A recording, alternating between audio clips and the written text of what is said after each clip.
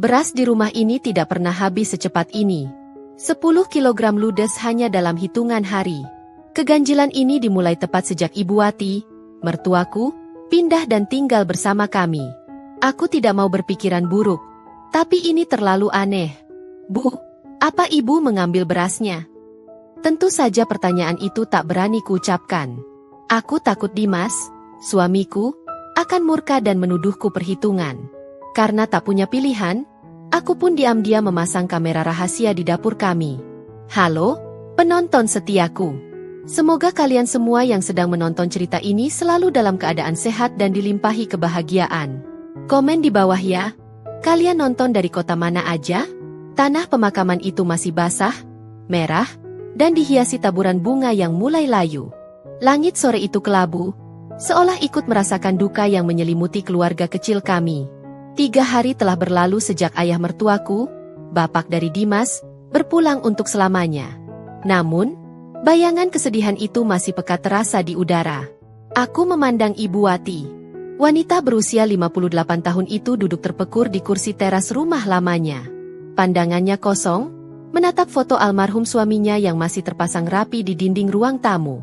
Ibu Wati adalah wanita yang tegar, postur tubuhnya masih tegak, dan penampilannya selalu rapi dengan sanggul cepol modernnya.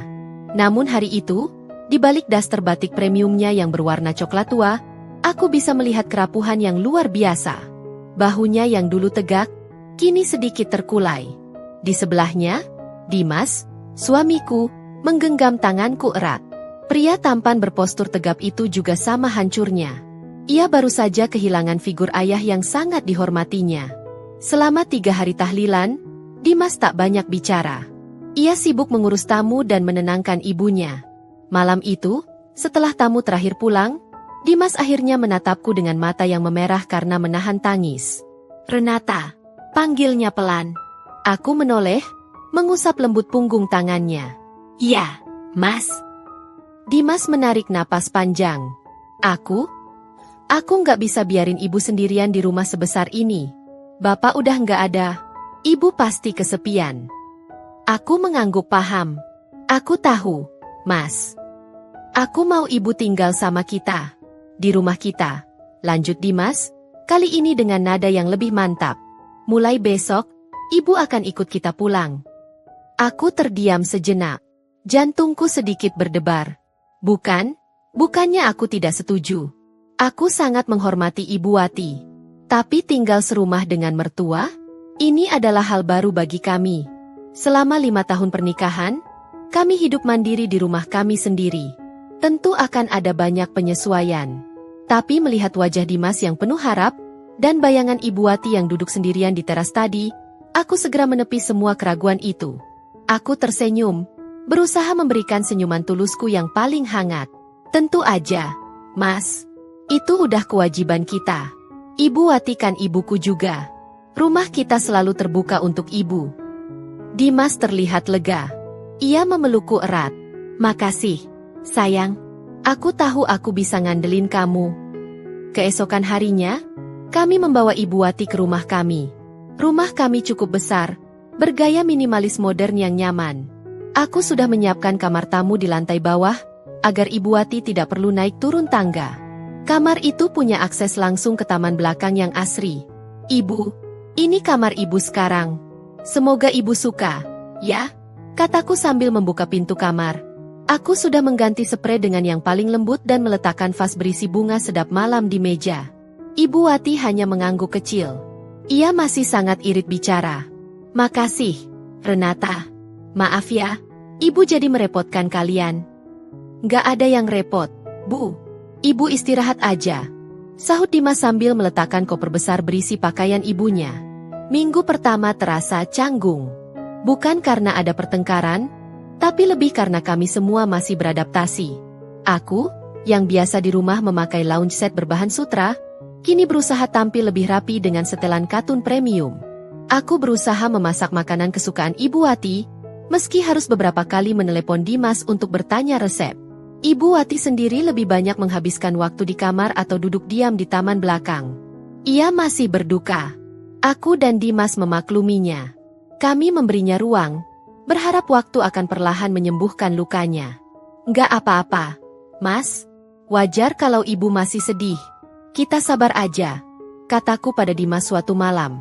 Iya, yang penting ibu udah aman sama kita, balas Dimas. Saat itu, aku berpikir semuanya akan baik-baik saja. Kami adalah keluarga yang harmonis. Sedikit adaptasi adalah hal yang wajar. Aku sama sekali tidak tahu bahwa ada keganjilan besar yang akan segera menguji ketenanganku, dimulai dari lemari beras di dapur kami. Hari berganti hari, duka perlahan memudar dari wajah Ibu Wati, berganti dengan rutinitas yang tenang. Tepat 1 minggu telah berlalu sejak Ibu Wati tinggal bersama kami. Kehidupan di rumah kami seolah telah menemukan ritme barunya.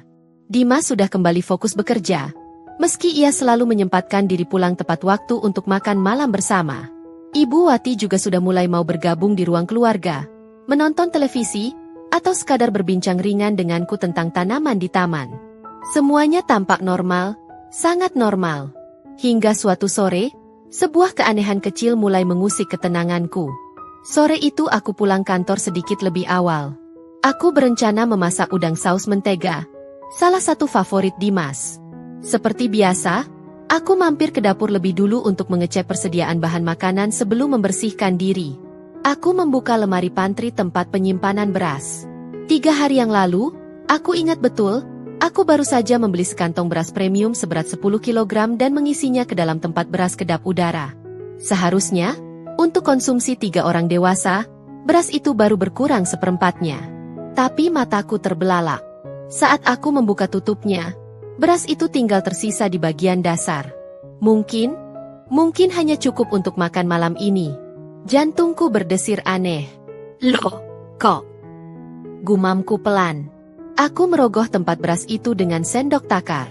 Benar saja, sisa berasnya sangat sedikit. Aku terdiam, mencoba berpikir logis. Apa aku salah ingat? Tidak mungkin. Aku sangat ingat. Hari Senin lalu aku mampir supermarket sepulang kerja dan membelinya. Hari ini baru hari Kamis. 3 hari. 10 kilogram beras habis dalam 3 hari oleh 3 orang? Itu mustahil. Aku dan Dimas adalah pekerja kantoran. Kami hanya sarapan roti atau sereal, dan makan malam di rumah.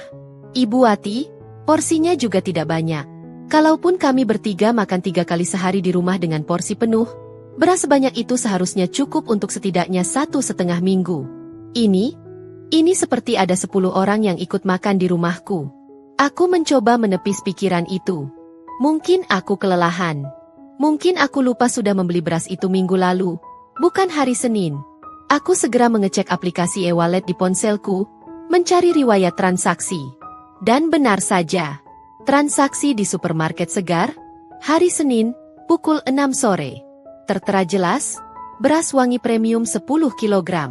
Jadi ingatanku tidak salah. Beras itu memang baru berumur 3 hari di rumah ini. Rasa penasaranku mulai terusik. Aku beralih ke kulkas. Semalam aku memasak rendang cukup banyak, sengaja agar bisa dihangatkan untuk makan hari ini. Aku membuka pintu kulkas 2 pintu yang besar itu. Mataku kembali terbelalak. Panci rendang yang semalam masih terisi setengah, kini nyaris kosong, hanya menyisakan bumbu-bumbu pekat di dasarnya. Lauk lain, seperti orek tempe kering dan tumis buncis, juga berkurang drastis. Perasaanku mulai tidak enak. Siapa yang makan sebanyak ini? Aku tahu Ibu Wati kadang bangun di tengah malam untuk minum. Tapi apakah beliau juga makan besar di tengah malam? Tapi porsi sebanyak apa hingga bisa menghabiskan beras dan lauk dengan kecepatan seperti ini? Aku berjalan mondar-mandir di dapur. Pikiranku berkecamuk. Aku tidak ingin menuduh. Ibu Wati adalah wanita yang baik, lembut, dan sangat sopan. Tidak mungkin beliau melakukan hal aneh. Lalu apa? Apa mungkin ada orang lain yang masuk rumah? Tapi sistem keamanan kami cukup baik. Atau, apa Dimas yang mengambilnya? Untuk apa? Aku memeriksa tempat sampah di bawah wastafel. Tidak ada bungkus makanan dari luar yang mencurigakan. Semuanya bersih. Semakin aku memikirkannya, semakin aku merasa ini adalah sebuah teka-teki yang aneh. Beras 10 kg dan lauk pauk yang lenyap dalam sekejap mata. Ini bukan lagi soal hitungan uang. Ini soal keganjilan yang terjadi di dalam rumahku sendiri. Sesuatu yang tidak bisa kujelaskan dengan logika sederhana. Aku menutup kembali pintu kulkas dengan pelan. Rasa tidak nyaman mulai menjalar di hatiku. Aku tahu, aku tidak bisa membiarkan ini begitu saja. Aku harus mencari tahu apa yang sebenarnya terjadi. Malam itu, di meja makan, aku menyajikan udang saus mentega dengan sisa-sisa beras terakhir. Aromanya yang gurih memenuhi ruang makan kami yang elegan. Aku berusaha memasang wajah seceria mungkin, menuangkan nasi untuk Dimas dan Ibu Wati, seolah tidak ada kegelisahan yang menggerogoti pikiranku. Wah, kelihatannya enak sekali, puji Ibu Wati dengan senyum lembutnya yang khas. Porsinya seperti biasa, sedikit. Hanya beberapa sendok nasi dan 2 ekor udang. Tentu saja enak, Bu. Masakan Renata kan juara. Timpal Dimas sambil menyendok nasi dengan lahap. Aku hanya tersenyum tipis. Selama makan malam, aku mencuri-curi pandang ke arah mertuaku. Beliau makan dengan tenang, gerakannya anggun. Tidak ada tanda-tanda kerakusan atau hal aneh lainnya. Setelah makan pun, beliau langsung menawarkan diri untuk membantu mencuci piring, yang tentu saja kutolak dengan halus. Biar Renata saja, Bu. Ibu istirahat saja di depan, nonton sinetron kesukaan Ibu. Suasana malam itu terasa hangat dan normal di permukaan. Tapi di dalam kepalaku, badai pertanyaan tak henti-hentinya bergemuruh. Setelah Ibu Wati masuk ke kamarnya, aku memberanikan diri. Saat Dimas sedang bersantai di sofa ruang keluarga, aku duduk di sebelahnya. Jantungku berdebar lebih kencang dari biasanya. Aku harus memilih kata-kata dengan sangat hati-hati. Mas, panggilku lembut. Hom? Jawabnya tanpa mengalihkan pandangan dari ponselnya. Anu, aku cuma mau bilang, stok beras kita habis. Kataku, berusaha membuat nadaku terdengar sesantai mungkin, seperti obrolan biasa. Oh ya? Cepat juga ya. Sahut Dimas acuh tak acuh. Besok beli lagi aja.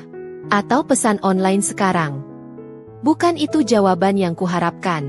Aku mencoba lagi. Iya, cepat banget. Rasanya baru Senin kemarin aku beli yang 10 kilo. Kali ini, Dimas menoleh padaku. Ia meletakkan ponselnya. Oh ya? Bagus dong. Berarti ibu nafsu makannya sudah kembali. Aku senang deh lihat ibu mulai betah dan sehat di sini. Mungkin karena masakanmu juga enak, jadi semua makannya lahap. Lidahku keluh seketika. Pujian Dimas terasa seperti tamparan. Ia melihat habisnya beras sebagai pertanda baik, sebagai bukti bahwa ibunya mulai bahagia. Bagaimana mungkin aku merusak kebahagiaannya dengan kecurigaanku yang terdengar konyol dan perhitungan? Iya mungkin ya, Mas. Jawabku akhirnya dengan suara lirih. Aku tidak sanggup melanjutkan. Malam itu aku tidak bisa tidur.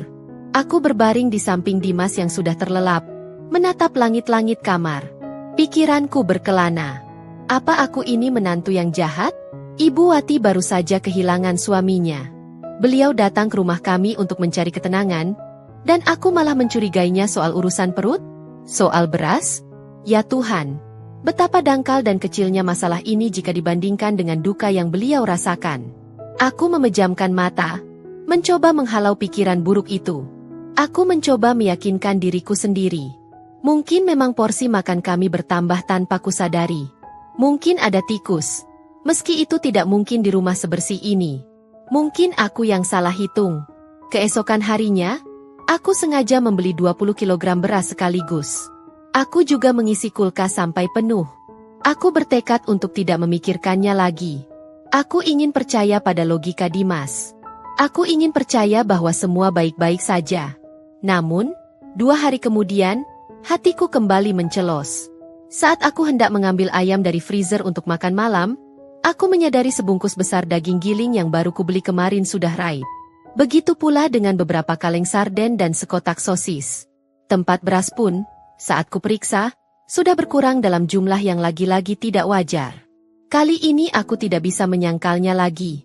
Ini bukan perasaanku. Ini nyata. Ada sesuatu yang terjadi di rumah ini, di dapurku, saat aku dan Dimas tidak ada atau saat kami tertidur lelap.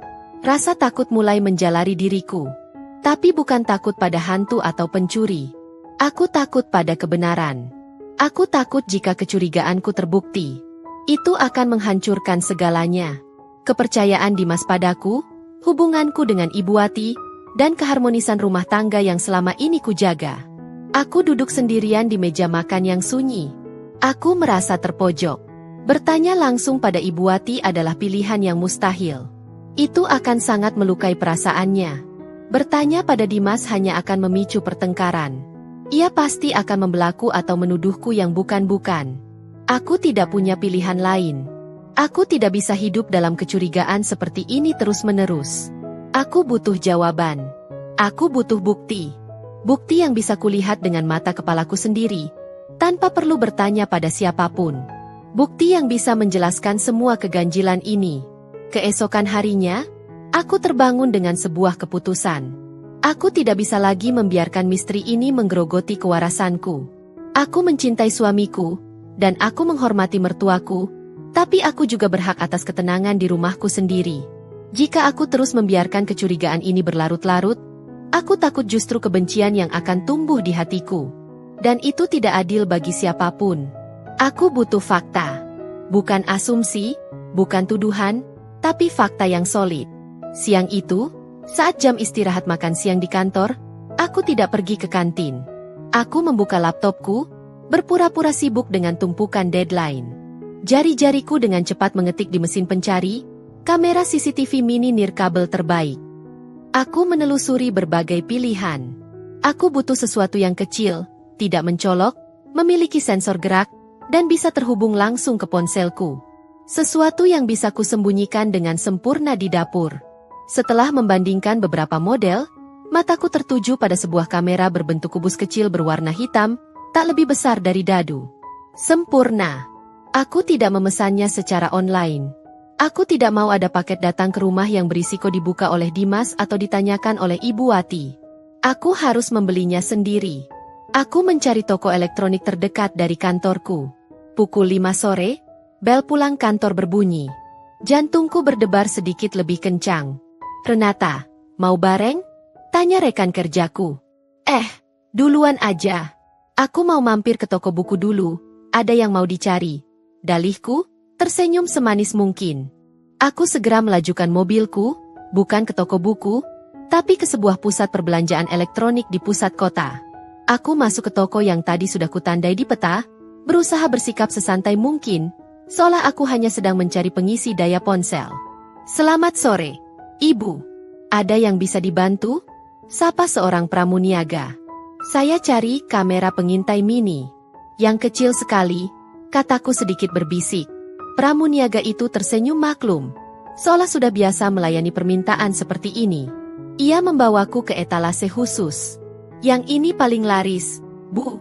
Kualitas gambarnya HD, night vision-nya jernih, dan bisa langsung kirim notifikasi ke ponsel jika ada pergerakan. Itu dia. Tanpa pikir panjang, aku langsung membayarnya dengan uang tunai, menghindari jejak transaksi di kartu kreditku. Kamera itu kini ada di dalam tasku. Terasa berat, bukan karena bobotnya, tapi karena beban misinya. Perjalanan pulang terasa sangat panjang. Pikiranku sibuk merencanakan di mana aku akan meletakkannya. Aku harus melakukannya malam ini, setelah semua orang tidur. Makan malam berlangsung seperti biasa. Aku memasak, kami makan bersama, berbincang ringan. Ibu Wati tampak lebih ceria malam ini. Beliau bahkan menceritakan sebuah resep masakan lama yang ingin dia coba. Dimas tertawa senang mendengarnya. Melihat interaksi hangat itu, sebersih terasa bersalah menusuk hatiku. Di sini mereka membangun kehangatan keluarga, sementara aku, menantu mereka, membawa mata-mata di dalam tasku. Renata, kamu kok diam aja? Sakit? Tanya Dimas, menyadari lamunanku. Enggak, Mas. Cuma agak capek aja di kantor tadi. Aku tidur duluan ya. Malam ini, jawabku, mencari alasan. Aku segera masuk ke kamar, berpura-pura akan tidur. Aku menunggu. Jarum jam terasa bergerak sangat lambat. Pukul 10. Pukul 11. Pukul 12. Aku mendengar suara pintu kamar Ibu Wati tertutup, lalu kamar Dimas di sebelahku. Aku menunggu 1 jam lagi untuk memastikan semua orang benar-benar terlelap. Tepat pukul 1 dini hari, aku menyelinap keluar kamar. Rumah gelap total. Hanya diterangi cahaya rembulan yang samar-samar masuk dari jendela besar di ruang tamu. Aku berjinjit menuju dapur. Tanganku sedikit gemetar saat mengeluarkan kamera kecil itu dari kotaknya. Aku sudah mengaturnya di kamar mandi tadi, menghubungkannya ke jaringan wifi rumah dan ponselku. Sekarang, bagian tersulit, penempatan. Aku mengedarkan pandangan ke seluruh dapur. Awalnya aku berpikir untuk menaruhnya di atas lemari es, tapi sudutnya terlalu tinggi. Di dalam kabinet, terlalu gelap. Mataku kemudian tertuju pada sebuah guci keramik dekoratif yang diletakkan di rak bumbu, persis di sudut dapur. Guci itu tidak pernah dipakai, hanya pajangan. Posisinya sempurna. Dari sana, ia bisa melihat langsung ke arah lemari beras, meja makan, dan pintu kulkas. Dengan hati-hati, aku memindahkan beberapa botol bumbu. Aku menyelipkan kamera mini itu di antara guci dan dinding. Warnanya yang hitam tersamarkan dalam bayangan. Aku mengecek layar ponselku. Sempurna. Seluruh area vital dapur terlihat jelas, bahkan dalam mode night vision yang redup. Aku mengembalikan semuanya seperti semula, memastikan tidak ada yang berubah walau 1 sentimeter pun. Misi selesai. Aku kembali ke kamar tidurku dengan perasaan campur aduk. Rasa bersalah, cemas, tapi juga lega. Setidaknya, sebentar lagi, aku akan mendapatkan jawaban. Aku akan tahu apa yang sebenarnya terjadi di rumah ini setiap tengah malam. Malam itu, aku merasa seperti seorang penipu di ranjangku sendiri. Aku berbaring membelakangi Dimas, memeluk guling, dan berpura-pura tidur. Nafas kuatur sedalam dan seteratur mungkin, berharap suamiku tidak menyadari ketegangan yang menjalari seluruh tubuhku. Dimas sendiri sudah terlelap sejak 1 jam yang lalu. Dengkuran halusnya terdengar konsisten, menjadi satu-satunya suara di kamar kami selain detak jarum jam. Dia tidur dengan damai, tidak tahu bahwa istrinya, hanya berjarak beberapa sentimeter darinya, sedang dalam misi pengintaian paling gila dalam hidupnya. Ponselku kugenggam erat di bawah bantal. Kecerahannya sudah kusetel ke level paling minimum. Jaringan data seluler kuaktifkan, berjaga-jaga jika tiba-tiba koneksi wifi terputus. Jantungku berdebar di dalam dada. Bunyinya terasa memekakkan telinga di tengah kesunyian malam. Setiap kali Dimas sedikit mengubah posisi tidurnya, aku menahan napas, takut dia terbangun dan bertanya mengapa aku belum tidur. Waktu terasa berjalan merangkak seperti siput. Pukul 11 malam. Aku mendengar suara jam antik di ruang tengah berdentang pelan. 1 kali. Tidak ada apa-apa. Hanya hening. Pukul 12 malam. Suara mesin kulkas di dapur tiba-tiba berdesing, lalu hening kembali. Aku sedikit terlonjak di tempat tidur. Tenang, Renata, tenang. Itu hanya suara biasa. Mataku mulai terasa berat, tapi kecemasanku membuatku tetap terjaga. Sejujurnya, ada sebagian kecil dari diriku yang berharap tidak terjadi apa-apa malam ini. Aku berharap sensor gerak itu tidak aktif. Aku berharap semua kecurigaanku tentang beras dan lauk pauk yang lenyap itu hanyalah paranoia seorang menantu yang terlalu banyak berpikir. Aku berharap aku salah. Aku sangat berharap besok pagi aku bangun, mengecek aplikasi dan tidak menemukan rekaman apapun. Aku akan tertawa, menertawakan kebodohanku sendiri, lalu segera mencabut kamera mini itu dan membuangnya jauh-jauh. Aku lebih rela merasa bodoh daripada harus menghadapi kenyataan yang menyakitkan. Pukul 12:30 dini hari. Mataku sudah hampir terpejam. Mungkin memang tidak ada apa-apa malam ini. Mungkin Ibu Wati sedang BZZZT. Sebuah getaran singkat dan senyap terasa di tanganku yang menggenggam ponsel di bawah bantal. Itu adalah getaran notifikasi khusus yang sudah kuatur. Mataku langsung terbuka lebar. Seluruh rasa kantukku lenyap dalam sepersekian detik. Darahku berdesir. Aku menarik ponselku perlahan. Di layar yang gelap, sebuah notifikasi kecil berpendar, CCTV dapur, gerakan terdeteksi. Dia bangun. Jantungku serasa melompat ke tenggorokan. Ini benar-benar terjadi. Ini bukan imajinasiku. Aku segera menahan napas, mempertajam telingaku. Rumah kami di lantai atas kedap suara, tapi tidak sempurna. Dan di keheningan pukul 1 dini hari, suara sekecil apapun akan terdengar. Dan benar saja. Kah? Suara pelan pintu kamar Ibu Wati di lantai bawah dibuka. Sangat pelan, sangat berhati-hati. Lalu, sunyi sejenak. Kemudian, tap tap tap. Suara langkah kaki. Langkah yang sangat ringan, nyaris tak terdengar. Langkah seseorang yang jelas tidak ingin membangunkan seisi rumah. Langkah itu stabil, tidak terburu-buru, dan jelas tujuannya. Dapur. Tanganku gemetar hebat.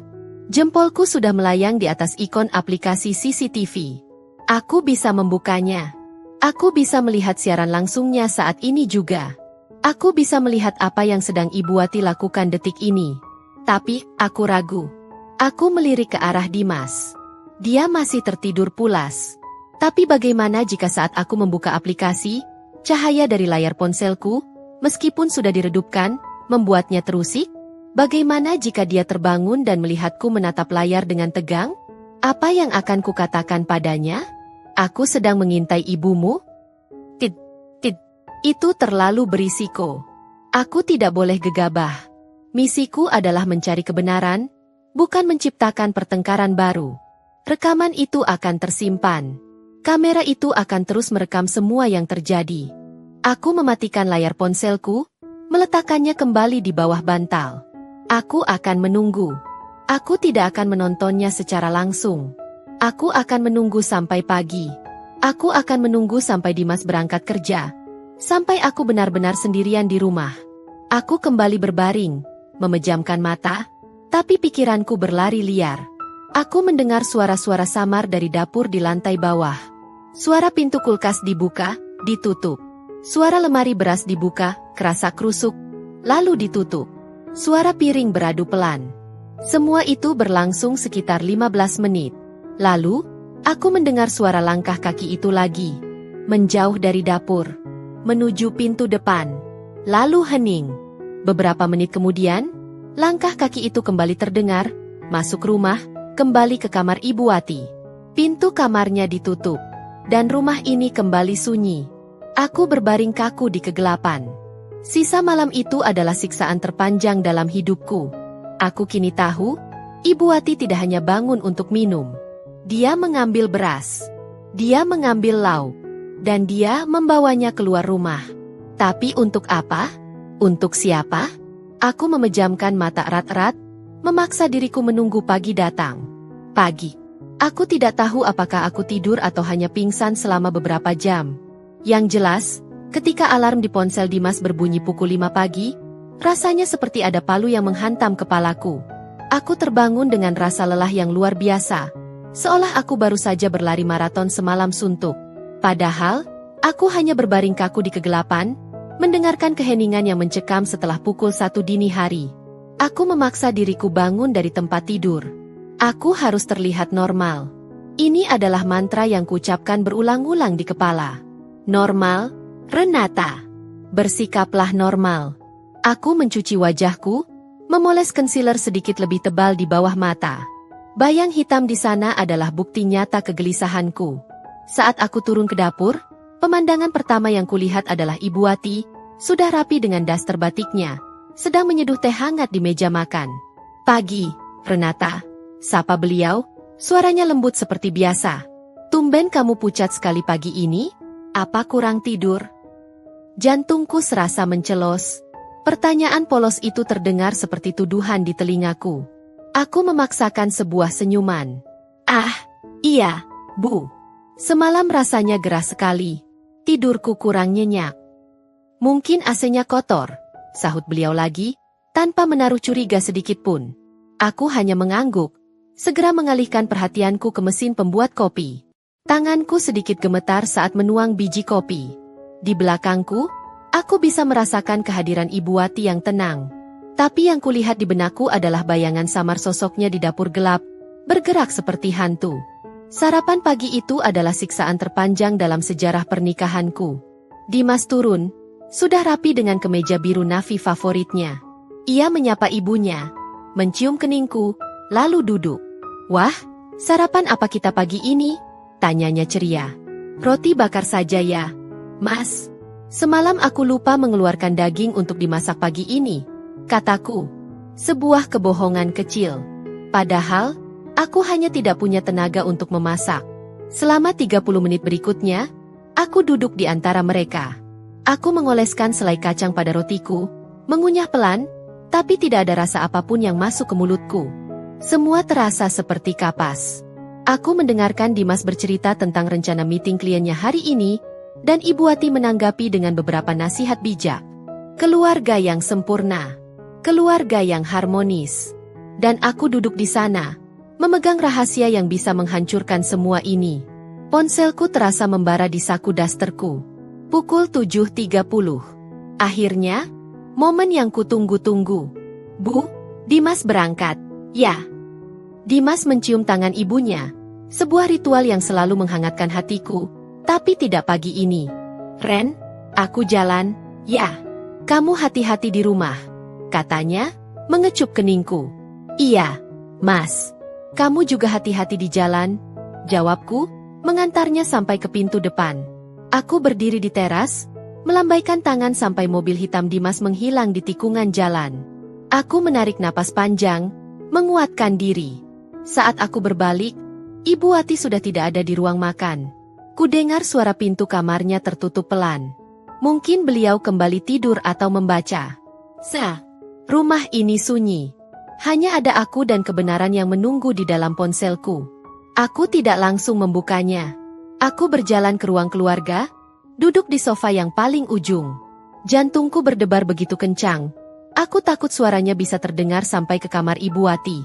Tanganku berkeringat dingin. Dengan jari-jari yang gemetar, aku membuka kunci ponselku. Aku menemukan aplikasi CCTV itu. Sebuah ikon kecil yang kini terasa seperti kotak Pandora. Aku membukanya. Benar saja. Di folder CCTV dapur, ada notifikasi 5 rekaman baru yang tersimpan di cloud. Semuanya terekam antara pukul 1.04 hingga pukul 1.15 dini hari. Aku menarik napas sekali lagi. Apapun itu, aku harus siap, batinku. Aku menekan tombol play pada rekaman pertama, bertanda waktu, pukul 1.04 AM. Layar ponselku memuat video. Gambar hitam putih dari night vision kamera itu langsung menyajikan pemandangan dapurku yang gelap. Aku bisa melihat guci keramik tempatku menyembunyikan kamera, kulkas, meja makan, dan lemari pantry. 1 menit pertama, tidak ada apa-apa. Hanya sunyi. Lalu, di detik ke-70, pintu dapur di sisi kiri layar terbuka. Sangat pelan, nyaris tanpa suara. Sosok Ibu Wati muncul. Aku menahan napas. Beliau mengenakan daster yang sama dengan yang dipakainya pagi ini. Beliau diam sejenak di ambang pintu, seolah mendengarkan. Memastikan seluruh penghuni rumah sudah terlelap. Setelah merasa aman, beliau melangkah masuk. Gerakannya cepat dan sangat berhati-hati. Beliau tidak menyalakan lampu sama sekali. Hal pertama yang membuatku terkejut, beliau tidak langsung menuju meja makan. Beliau langsung menuju kulkas. Membukanya. Cahaya dari dalam kulkas menerangi wajahnya yang tampak tegang. Beliau mengeluarkan panci rendang sisa semalam dan sebungkus daging giling beku yang baru kemarin kubeli. Jantungku serasa diremas. Beliau meletakkan itu di meja. Lalu, beliau beralih ke lemari pantry, ke tempat beras. Dan aku terbelalak. Aku melihatnya dengan mata kepalaku sendiri. Ibu Wati membuka tempat beras itu. Beliau mengambil sebuah tas belanja lipat yang tersembunyi di saku dasternya. Beliau tidak menggunakan sendok takar. Beliau mengambil mangkuk besar, menyendok beras itu berkali-kali, lalu menuangkannya ke dalam tas belanja. Bukan 1 atau 2 mangkuk, tapi banyak. Mungkin 2-3 kilogram beras. Aku menutup mulutku dengan kedua tangan. Setelah beras, beliau kembali ke meja makan. Beliau membuka rice cooker, mengambil semua sisa nasi di dalamnya. Beliau membuka panci rendang, memindahkan hampir semua daging ke dalam sebuah wadah tupperware besar yang juga dibawanya. Beliau melakukan hal yang sama pada orek tempe. Ini bukan porsi orang lapar di tengah malam. Ini adalah porsi untuk sebuah pesta kecil. Beliau memasukkan daging giling beku itu ke dalam tas belanja yang sudah berisi beras. Beliau juga mengambil beberapa kaleng sabak kaleng dari rak bumbu. Ya Tuhan! Beliau menguras dapurku. Seluruh adegan itu berlangsung tidak lebih dari 10 menit. Beliau bergerak dengan efisiensi yang menakutkan, seperti seseorang yang sudah merencanakan ini. Setelah tas belanjanya penuh, beliau dengan tenang mengelap meja, mengembalikan panci kosong ke tempat cucian piring, dan menutup lemari beras. Beliau tidak makan sebutir nasi pun.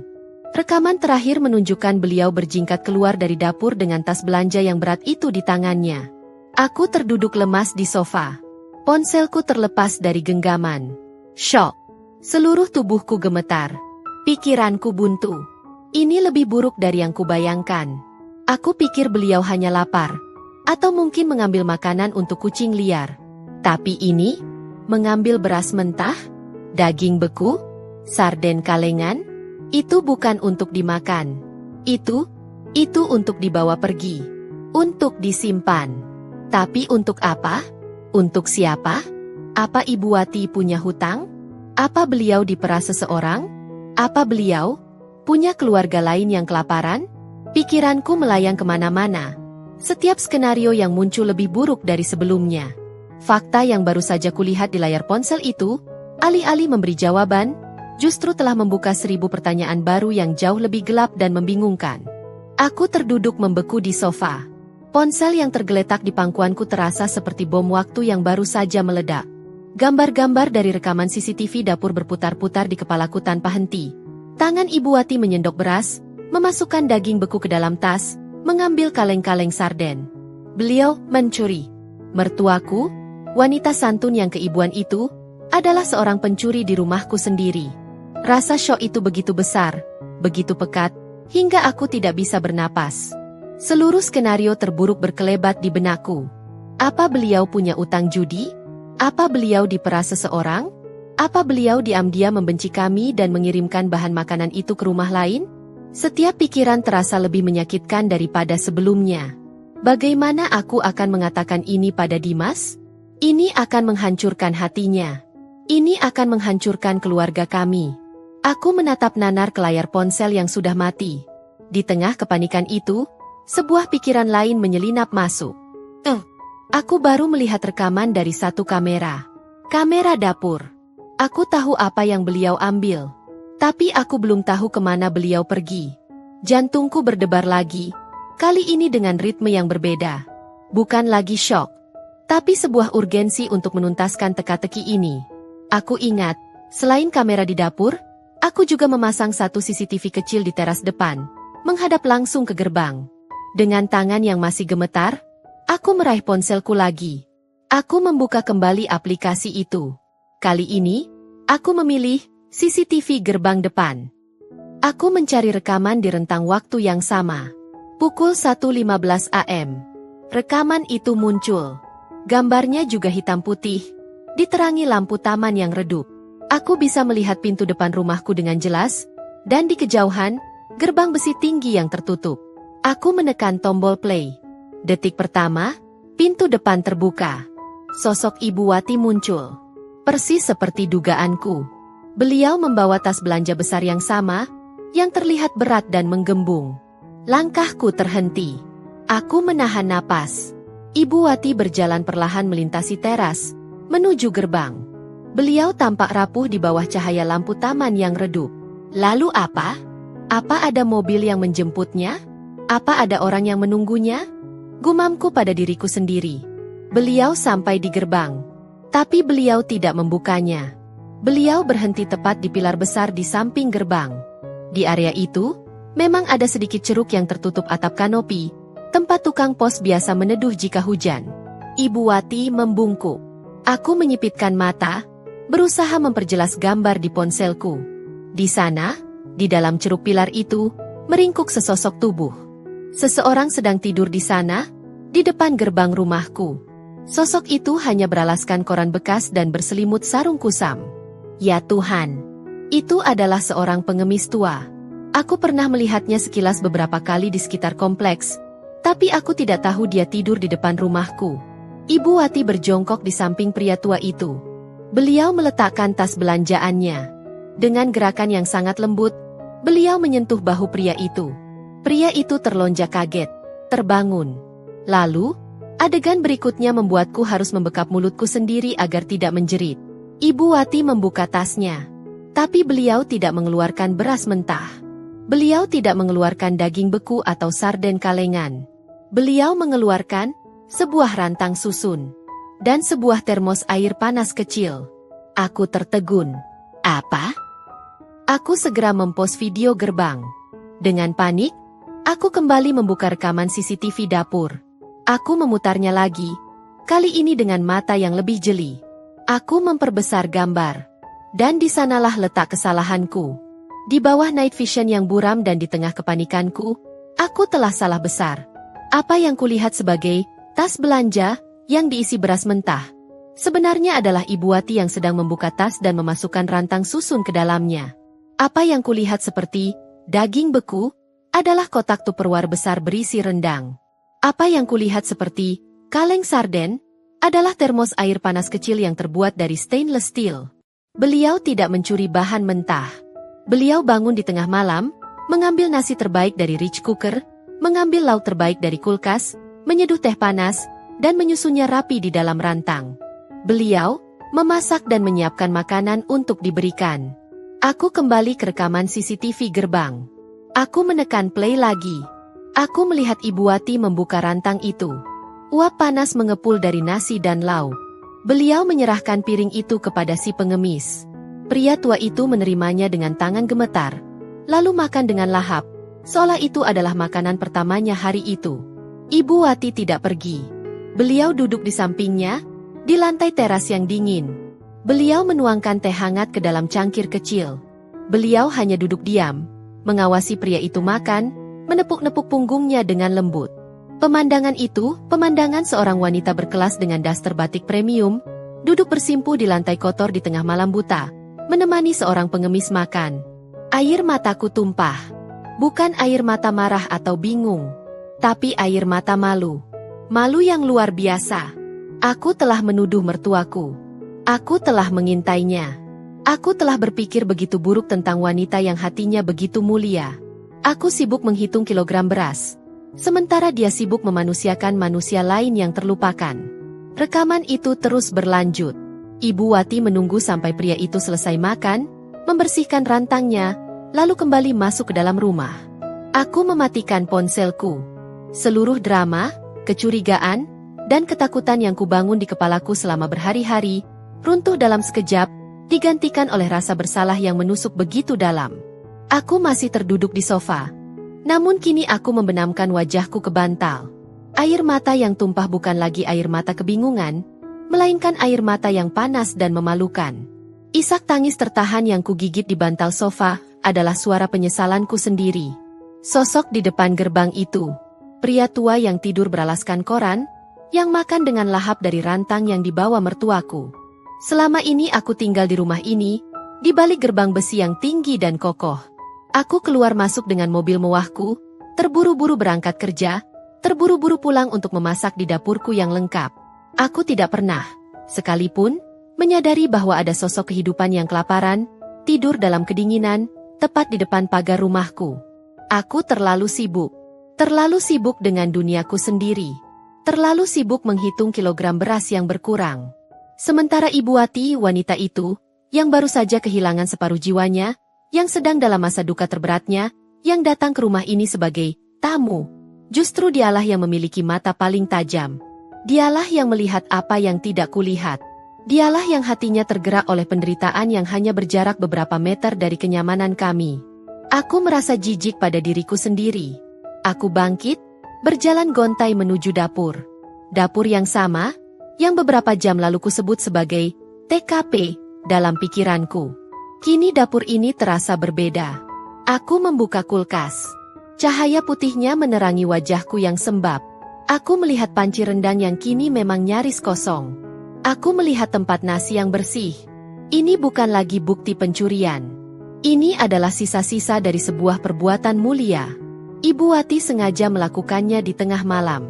Tentu saja. Sekarang semuanya menjadi sangat jelas. Beliau tidak ingin ketahuan. Beliau tidak ingin ada yang tahu perbuatan baiknya. Beliau mungkin takut padaku. Takut aku, sang menantu, sang nyonya rumah, akan marah. Marah karena lauk pauk mahal yang kumasak susah payah, diberikan begitu saja kepada seorang pengemis. Marah karena beras premium yang kubeli, kini dimakan oleh orang asing di pinggir jalan. Beliau takut aku akan menuduhnya boros. Beliau takut aku akan menganggapnya perhitungan. Ironisnya, Kata yang sama persis dengan yang kutakutkan akan dilontarkan Dimas kepadaku. Rasa malu itu kembali menghantamku, lebih keras dari sebelumnya. Ibu Wati tidak ingin merepotkan. Beliau tidak meminta izin karena beliau tahu itu akan menempatkanku di posisi yang sulit. Beliau memilih untuk mengendap-endap, mengambil risiko dicap sebagai pencuri, hanya agar bisa berbagi sedikit kehangatan dengan sosok di depan gerbang itu. Berapa lama pria tua itu tidur di sana? Berapa lama Ibu Wati memperhatikannya sebelum akhirnya memutuskan untuk bertindak? Dan kenapa? Kenapa beliau membawakan makanan, bukan hanya memberinya uang? Aku teringat adegan di CCTV tadi. Ibu Wati duduk di samping pria itu. Beliau tidak hanya meletakkan makanan lalu pergi. Beliau menemaninya. Beliau menepuk bahunya. Ibu Wati tidak hanya memberi makan perutnya. Beliau memberinya harga diri. Tiba-tiba, aku teringat sesuatu. Sesuatu yang pernah diceritakan Dimas bertahun-tahun lalu. Bahwa almarhum ayah mertuaku, sebelum sukses, pernah mengalami masa sulit. Sangat sulit. Pernah tidur di jalanan, pernah merasakan bagaimana rasanya ditolak dan tidak dianggap. Mungkin di mata Ibu Wati, sosok di depan gerbang itu mengingatkannya pada almarhum suaminya. Air mataku kembali deras. Ya Tuhan, Renata, apa yang sudah kau lakukan? Kau memasang CCTV. Kau mengintai seorang wanita yang patah hati, yang hanya ingin berbagi karena dia tahu persis bagaimana rasanya berada di titik terendah. Aku menghapus air mataku dengan kasar. Aku tidak bisa terus begini. Aku tidak bisa kembali ke kamar dan tidur di samping Dimas seolah tidak terjadi apa-apa. Tapi apa yang harus kulakukan? Haruskah aku turun sekarang, mengetuk pintu kamar Ibu Wati, dan memeluknya sambil menangis? Mengakui bahwa aku telah memata-matainya? Itu hanya akan membuatnya malu. Itu akan membuatnya merasa tidak nyaman. Atau haruskah aku diam saja? Berpura-pura tidak tahu?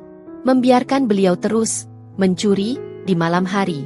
Membiarkannya terus hidup dalam ketakutan akan ketahuan? Itu terasa lebih kejam. Aku kembali duduk di meja makan, di dapur yang gelap. Aku menatap guci keramik di sudut rak bumbu. Mata-mata kecilku masih di sana, berkedip dalam diam. Aku tahu aku harus mencabutnya. Tapi belum. Aku butuh 1 malam lagi untuk berpikir. Besok. Ya, besok pagi. Aku harus menghadapi sarapan pagi. Aku harus menatap mata Ibu Wati. Tapi bagaimana aku bisa menatapnya tanpa menunjukkan rasa bersalah yang luar biasa ini? Aku tidak tidur malam itu. Aku kembali ke kamar, menyelinap ke tempat tidur. Tapi mataku tetap terbuka menatap kegelapan, jauh lebih lama daripada saat aku menunggu notifikasi CCTV semalam. Tapi kali ini, aku tidak lagi menunggu gerakan di dapur. Aku menunggu pagi, dengan rasa gentar yang luar biasa. Aku tidak tahu sudah berapa lama aku berdiri mematung di depan kulkas. Pukul 5:30 pagi. Cahaya putih dari lampu kulkas menerpa wajahku yang pasti terlihat mengerikan. Aku tidak tidur 1 detik pun. Seluruh malam kuhabiskan untuk bergulat dengan rasa maluku sendiri. Membayangkan berulang-ulang adegan di CCTV, bukan adegan Ibu Wati mengambil makanan, tapi adegan beliau duduk di lantai dingin menemani pengemis itu makan. Pagi ini, aku harus memasak sarapan. Aku harus turun ke dapur ini, tempat kejahatanku, mengintai, dan kemuliaan Ibu Wati, berbagi, terjadi. Aku harus menghadapi beliau. Dengan tangan gemetar, aku mengeluarkan beberapa butir telur dan sosis. Nasi goreng tidak mungkin. Rich cooker itu bersih, kosong melompong. Aku harus memasak nasi baru. Saat aku mengambil kantong beras yang sama yang menjadi sumber kecurigaanku, tanganku terasa seperti terbakar. Rasanya berat, seberat dosa keburuk sangkaanku. Aku mencuci beras, air yang mengalir di sela-sela jemariku terasa sangat dingin. Aku menekan tombol cook, dan suara, klik, pelan itu terdengar seperti tembakan di keheningan dapur. Tap, tap, tap.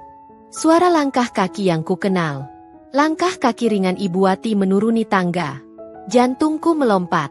Aku mematung sejenak, membelakangi tangga, pura-pura sibuk mengocok telur. Pagi, Renata. Suara lembut itu menyapaku. Suara wanita yang kucurigai. Aku berbalik perlahan, memaksakan seulas senyum yang pasti terlihat seperti ringisan. Pagi, Bu. Ibu Wati berdiri di ambang pintu dapur. Wajahnya terlihat lelah. Sangat lelah. Ada lingkaran samar di bawah matanya, persis seperti bayangan di bawah mataku. Tapi bedanya, lelahku karena rasa bersalah, sementara lelahnya karena berbuat baik. Beliau tampak gelisah. Tangannya saling bertaut di depan daster batiknya. Beliau tidak berani menatapku lama. "Renata, maafkan ibu." "Ya," ucapnya lirih. Aku terdiam. "Maaf untuk apa, Bu?" tanyaku. Suaraku nyaris tak terdengar. "Semalam, Ibu bangun lagi. Ibu lapar," katanya, jelas sekali berbohong. Ibu ambil rendangnya. Banyak sekali. Ibu habiskan semua sisa nasi di rice cooker. "Maaf ya, Ibu jadi merepotkan, kamu jadi harus masak nasi baru pagi ini." Setiap kata, "maaf," yang keluar dari mulutnya terasa seperti cambuk yang menghantam punggungku. Beliau meminta maaf karena telah berbuat mulia. Beliau berbohong, menutupi kebaikannya, hanya karena takut aku akan marah soal makanan. Aku ingin menangis saat itu juga. Aku ingin memeluknya dan berkata, "Bukan, Bu. Bukan Ibu yang salah. Aku yang salah." Tapi lidahku keluh. Aku hanya bisa menggeleng kaku. Enggak apa-apa, Bu. Enggak repot. Kok? Bagus kalau Ibu nafsu makan. Ibu bantu, ya? Tawarnya, bergerak kaku ke arahku. "Enggak usah, Bu. Ibu duduk aja. Biar Renata siapkan. Ibu pasti capek," kataku, kali ini dengan nada yang sedikit bergetar. Ibu Wati menatapku. Ada kebingungan di matanya. Mungkin beliau menangkap nada aneh dalam suaraku. Beliau tidak berkata apa-apa lagi, hanya berjalan pelan dan duduk di meja makan, menatap kosong ke arah taman belakang. Suasana dapur itu terasa begitu tegang, begitu berat. Hanya ada suara spatula yang beradu dengan wajan. Lalu, Dimas turun. "Wah! Wanginya sampai ke atas," serunya ceria, memecah keheningan yang kaku. Dimas, seperti biasa, adalah matahari di rumah ini. Tampan dengan kemeja kerjanya, ia sama sekali tidak menyadari awan mendung yang menggantung di atas meja makan. Ia mencium kadahiku, lalu menghampiri ibunya. "Pagi, Ibu. Gimana tidurnya? Nyenyak?" sapanya. Ibu Wati tersentak kaget. Iya, Dimas. Nyenyak," jawabnya, lagi-lagi berbohong. Kami bertiga duduk di meja makan. Nasi goreng sosis dan telur mata sapi tersaji di piring. Dimas makan dengan lahap, menceritakan proyek barunya di kantor. Aku hanya mengaduk-aduk nasiku. Setiap suap terasa pahit. Aku terus melirik ke arah Ibu Wati. Beliau hanya makan beberapa sendok kecil, lalu meletakkan sendoknya. "Loh, kok nggak dihabiskan, Bu?" tanya Dimas. "Tadi malah makannya banyak. Pagi ini kok sedikit? Nggak enak, ya?" "Enak. Kok? Enak sekali," sahut Ibu Wati cepat. "Ibu, cuma merasa agak lelah saja pagi ini." "Oh, kecapean mungkin," balas Dimas cuek. "Renata juga tuh, dari tadi diam aja. Kayaknya lagi nggak enak badan juga." Aku mengangkat wajahku. Mataku bertemu dengan mata Ibu Wati. Di sana, di mata lelahnya, aku melihat kegelisahan.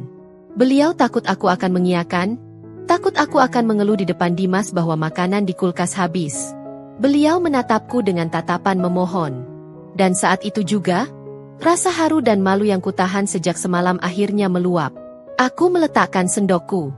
Aku menatap Dimas, lalu beralih menatap Ibu Wati dengan tatapan yang paling lembut yang bisa kuberikan. "Ibu memang butuh istirahat. Semalam Ibu pasti kurang tidur," kataku pelan. Ibu Wati menatapku, terkejut. Dimas mengernyit. "Loh, kok kamu tahu, Ren?" Aku dengar Ibu ke dapur tadi malam," kataku, memilih kata-kataku dengan hati-hati. "Nggak apa-apa, Bu. Nanti setelah ini, Ibu istirahat saja di kamar. Biar Renata yang bereskan semuanya." Aku tersenyum. Senyum tulus pertamaku pagi itu. Ibu Wati tidak membalas senyumku. Beliau hanya menatapku dengan pandangan yang lebih dalam, penuh tanda tanya. Kegelisahannya tidak hilang, malah mungkin bertambah. Beliau pasti bingung. Kenapa menantunya yang biasanya perhitungan soal isi dapur, Pagi ini terdengar begitu maklum. Meja makan itu tetap tegang, tapi ketegangannya sudah berubah. Bukan lagi antara aku dan kecurigaanku, tapi antara aku dan kebenaran yang belum terucap. Dimas baru saja menghabiskan nasi gorengnya. Ia melirik jam tangan, lalu menatapku dan ibunya bergantian. Wajahnya yang biasanya ceria kini mengernyit bingung. Suasana tegang di meja makan ini terlalu pekat untuk diabaikan, bahkan olehnya. Sebenarnya kalian berdua ini kenapa, sih? Tanyanya, meletakkan sendok. Dari tadi aku perhatikan, ibu gelisah, kamu juga diam aja, Ren? Ada masalah yang gak aku tahu. Ibu Wati tampak semakin tertekan. Beliau menunduk, meremas-remas jemarinya di pangkuan. Beliau pasti mengira inilah saatnya aku akan mengadukan perbuatannya. Aku menarik napas panjang. Inilah saatnya. Aku tidak bisa membiarkan Dimas pergi kerja dengan kebingungan, dan aku tidak bisa membiarkan Ibu Wati hidup dalam ketakutan sedetik pun lebih lama. Aku tidak menjawab Dimas. Sebaliknya, aku bangkit dari kursiku. Aku berjalan perlahan menghampiri Ibu Wati. Beliau sedikit terperanjat, tubuhnya menegang. Beliau mungkin mengira aku akan memarahinya, tapi aku tidak berhenti di depannya. Aku berlutut perlahan di samping kursinya, mensejajarkan wajahku dengan wajahnya yang tertunduk. Ibu. Panggilku lembut. Ibu Wati gemetar. Renata, maafkan ibu. Nak, maafkan ibu soal makanan. Ibu. Ibu. Beliau mulai terisak, siap untuk disalahkan. SSSSTT. Aku meletakkan tanganku di atas punggung tangannya yang dingin. Bukan itu. Ibu Wati mengangkat wajahnya. Matanya yang basah menatapku, penuh ketidakpercayaan. Di belakangku, aku bisa mendengar Dimas berdeham, semakin bingung. Ibu, kataku lagi, suaraku sedikit bergetar menahan haru. Ibu pasti lelah sekali, ya? Aku tersenyum lembut.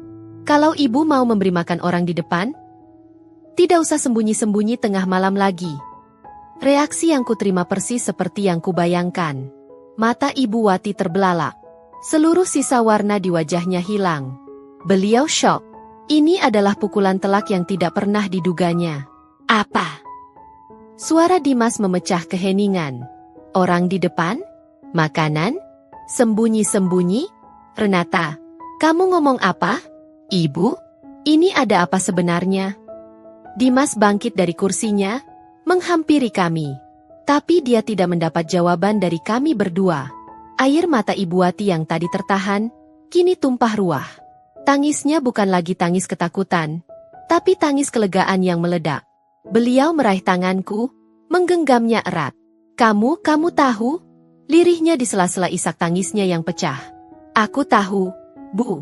Dan ibu nggak salah, kataku. Kini air mataku ikut mengalir. Ya Tuhan, ini ada apa?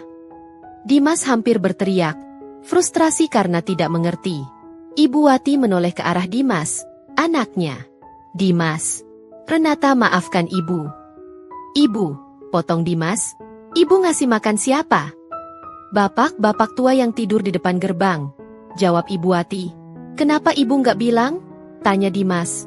Nadanya mulai melembut, menyadari ini adalah sesuatu yang serius. Ibu takut. Isak Ibu Wati. Ibu takut Renata marah. Ibu takut kalian gak suka. Makanan di rumah ini kan mahal. Dimasak Renata. Ibu. Dan kemudian, beliau menceritakan semuanya. Beliau menceritakan bagaimana, di malam-malam pertamanya di rumah ini saat beliau tidak bisa tidur karena merindukan almarhum suaminya, beliau sering melihat keluar jendela.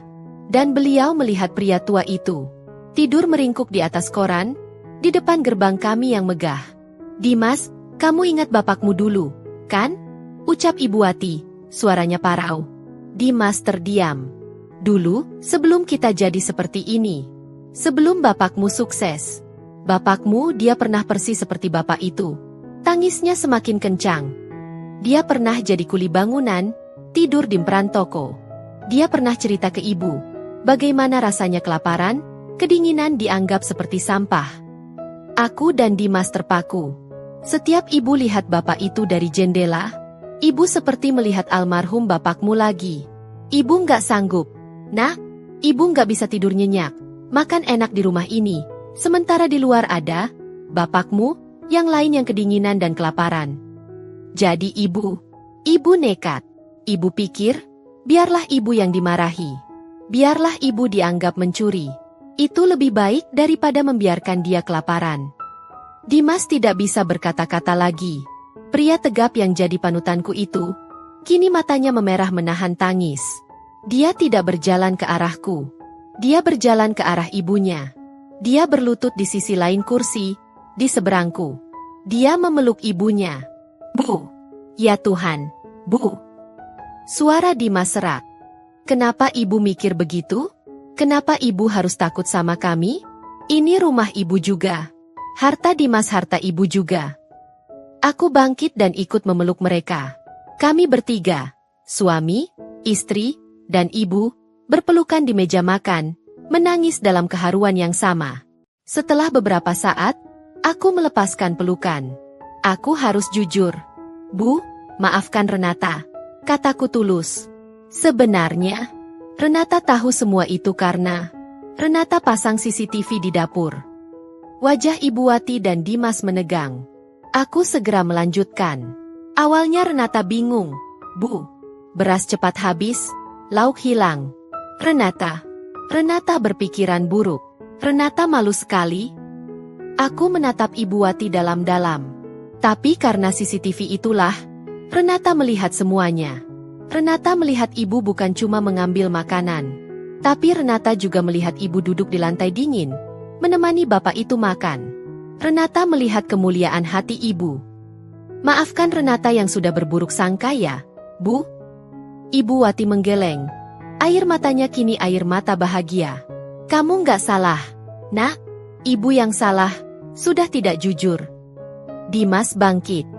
Dia mengambil kotak tisu di meja, menyeka air matanya sendiri. Sudah, katanya sambil tertawa kecil di sela isaknya. Nggak ada yang salah.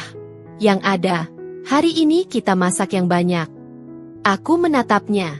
Dia tersenyum padaku. Iya, kan, Ren?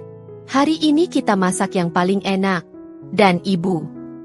Dia menoleh ke ibunya. Ibu nggak perlu keluar tengah malam lagi. Hari ini, kita undang bapak itu makan. Bukan di depan gerbang. Ibu Wati bingung. Lalu di mana? Aku tersenyum, melanjutkan ide Dimas. Di sini, Bu. Di meja makan ini. Bersama kita. Ibu Wati menatap kami bergantian, seolah tidak percaya dengan apa yang didengarnya. Dan mulai besok, tambahku lagi. Setiap kita masak porsi lebih. Kita siapkan bungkusan yang paling layak. Ibu nggak perlu mengendap-endap lagi. Kita lakukan kebaikan ini sama-sama. Ya, Bu. Ibu Wati tidak bisa berkata apa-apa. Beliau hanya mengangguk, tersenyum di tengah sisa air matanya. Sebuah senyuman paling lega yang pernah kulihat di wajahnya. Pagi itu, sarapan kami yang tegang, berakhir dengan kehangatan yang jauh lebih berharga daripada 10 kg beras premium manapun. Kisah ini mengajarkan kita bahwa niat baik seringkali terhalang oleh rasa takut dan kesalahpahaman. Terkadang, kita terlalu cepat berburuk sangka atas sesuatu yang tidak kita pahami, padahal di baliknya tersimpan kemuliaan hati yang luar biasa. Terima kasih sudah menonton cerita dari Dira Story. Kami harap cerita ini menghibur dan memberikan inspirasi untuk kita semua. Jangan lupa untuk like, komen, dan subscribe channel YouTube Dira Story agar kami bisa terus menghadirkan cerita-cerita menarik untuk kalian. Sampai jumpa di cerita berikutnya.